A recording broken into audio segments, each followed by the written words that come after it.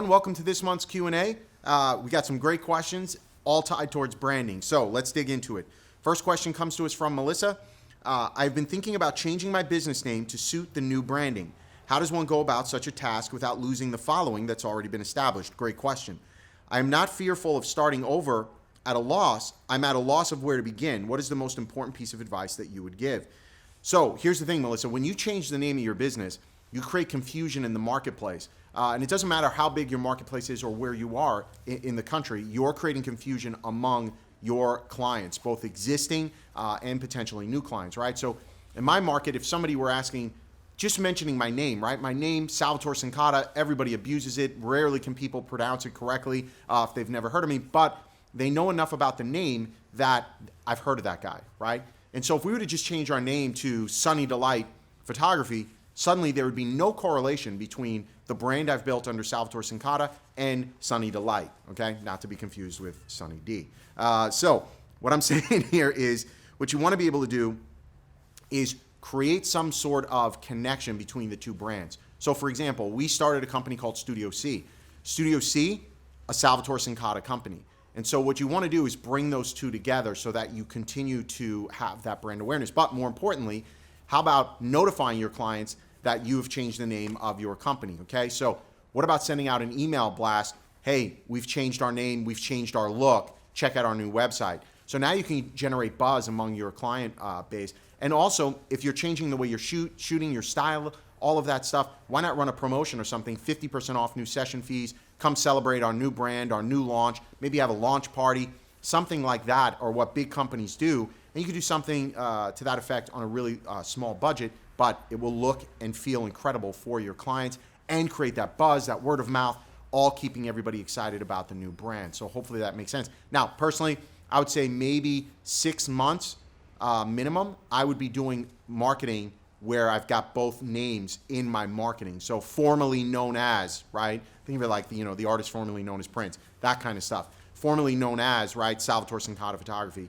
or vice versa. So just clients are making the connection. And you need about 6 months to a year for that to flush out. So good question.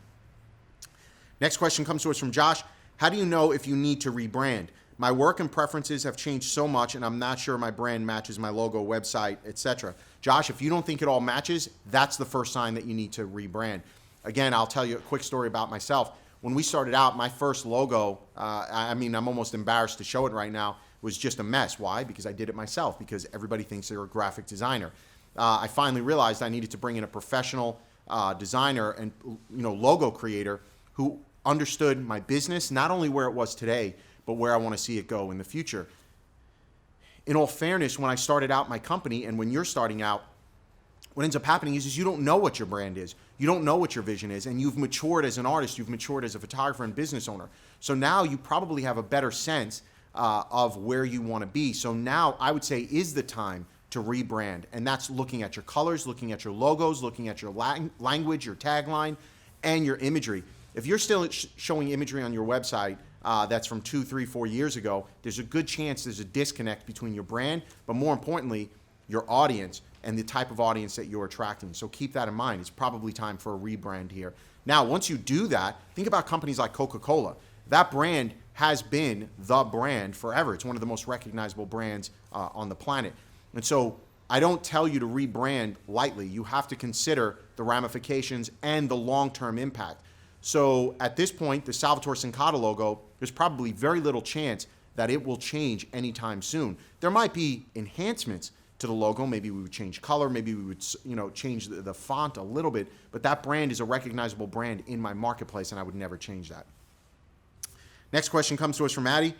What is the best way to do a relaunch of your business in order to make your brand more appealing and relatable to your ideal target client, but without causing any confusion or conflicts with what you have previously built? Well, Addie, those are two seemingly conflicting messages, because the client that you're looking for, relatable to your target client, that target may have changed over time.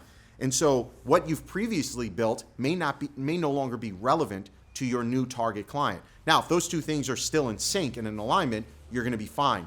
However, here's how I would go about it. Who is your target client? Now, Addie, I know you've watched me on Creative Live and we've talked about identifying your target client. Who is your target client? Now you have to figure out who your target client is and does your messaging relate to that. There's only one way to find out. Do a focus group. Bring some of these people in, show them multiple logos, ask them simple yet pointed questions. Which logo do you like best? What is the first impression that comes to your mind when you look at this logo, this brand, this website?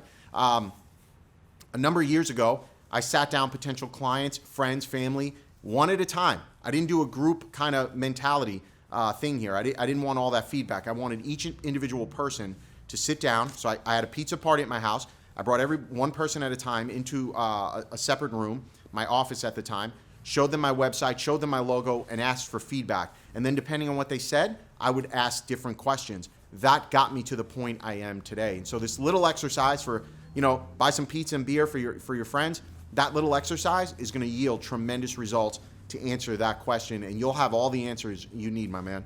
All right, next question comes to us from Kelly.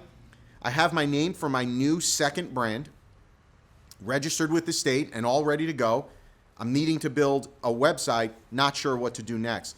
Well, Kelly, you're like a piece of clay at this point, right? And so what you have to do, obviously you need a new website.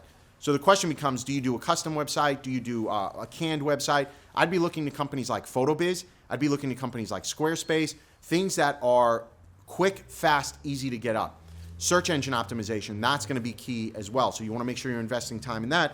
And then, of course, you've got your brand, but do you have a new logo, right? You can't even start doing your website until you have that new logo and everything in place. Your colors, your language, your imagery. Do you have the right imagery for it? If you don't have the imagery yet, you got to get out there and shoot, right? I don't care if you're renting dresses, if you're doing portfolio work, if you're paying friends to just get into a wedding dress and tuxedo. You've got to get all this stuff going so that you can launch this new brand successfully. And when new clients go there, it doesn't just look like an empty skeleton type of website. So my advice to you, get the brand logo all going, even though you're all registered. So get that brand, your colors, your tagline all going, and then look to a template-based website at first. And then once things get going, you're probably going to need a more customized website done by a web developer, but that's more in the future. So that's where I'd get going. All right, last question from Addie. How do you align your business and product brand stories to capture the attention of new and existing clients, making your brand story meaningful and relevant so that they can relate with not only what you do, but also why you do it? Well, Addie, the answer is right there in front of you, I think, just based on what you wrote. If you want to communicate your messaging and your story, you've got to tell your story. Who better to tell your story than you? You're the only person who can tell that story and get your clients excited. I call it vision. When I sit down and I meet with potential wedding clients, I sit down with them. They are all excited. Why? Because they're sitting down with me, the artist, the person who's going to be photographing their wedding day, the person who's going to be photographing their daughter, their son. They're sitting down with me and they're hearing through my eyes, through my words, what I see and hear, obviously, as vision. And so that you have to be the one to tell that story. I would produce a killer about us video. What's it like to work with you? What can a potential client expect? How do you see the world? What makes you an artist? What makes you better than anyone else? That would be the story I would tell. And I'm telling you, keep that video to 2.5 to 3 minutes, and you're gonna see more people connecting with you than you could ever possibly imagine. Just don't be a weirdo on camera, and you'll be fine. You be a weirdo, then that's a whole different story that you're telling. All right, everybody, keep those questions coming in. Great as always. This month's branding month, so hopefully this has helped you with your brand. We'll see you again next month.